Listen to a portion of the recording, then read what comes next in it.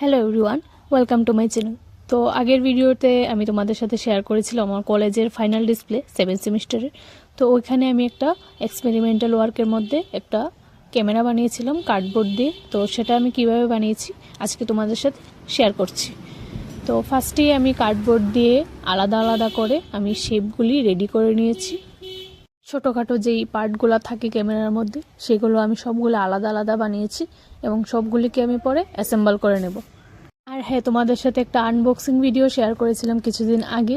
তো একটা ক্যালেডোস্কোপ আমি অর্ডার করেছিলাম, তো ওইটা আমি ক্যামেরাতে ইউজ করব সেই জন্যই আমি অর্ডার করেছিলাম।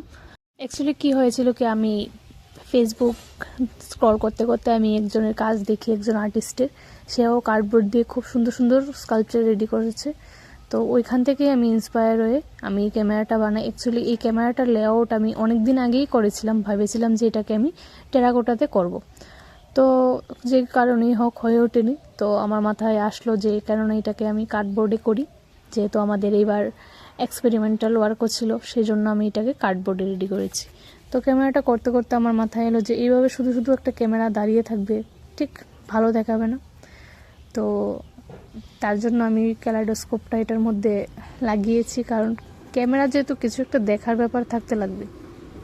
আর এটা হলো ক্যামেরাটার ফাইনাল লুক, যেটা তোমরা আগের ভিডিওতে দেখে নিয়েছো। আর হ্যাঁ, ক্যামেরার নিচে স্ট্যান্ডটা এটা কাঠের তৈরি। তো তোমাদের এই ক্যামেরাটা কেমন লাগলো কমেন্টে অবশ্যই জানাবে। আর ক্যামেরাটা দিয়ে দেখলে কিছুটা এরকম দেখা যায়, এই মুভ করলে এরকম প্যাটার্নগুলি চেঞ্জ হতে থাকে। এটাই ছিল ক্যালেডোস্কোপের কাজ। Thanks for watching today's video. ভালো লাগলে লাইক করে দেবেন। বাই।